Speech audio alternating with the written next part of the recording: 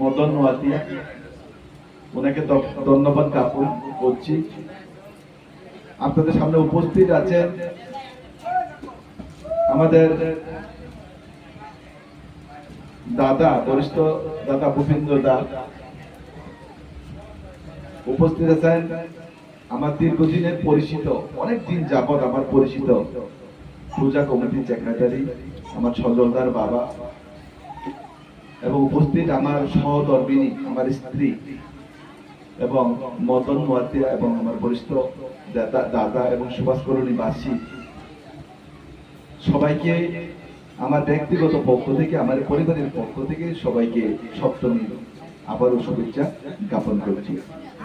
আজকে আমি এখানে এসেছি দনপুর বিধানসভা 30 নম্বর বুথে। আজকে আমি এখানে এসে আমার ব্যক্তিগত পক্ষ থেকে, আমার পরিবারের পক্ষ থেকে কিছু বস্ত্র বিতরণ করার জন্য। তো আজকে এখানে আমি এসে এখানে জনজাতি আমার মা বোনরা এখানে উপস্থিত আছেন এবং বাঙালি যারা মায়েরা ওরাও বোনরা ওরাও উপস্থিত আছেন।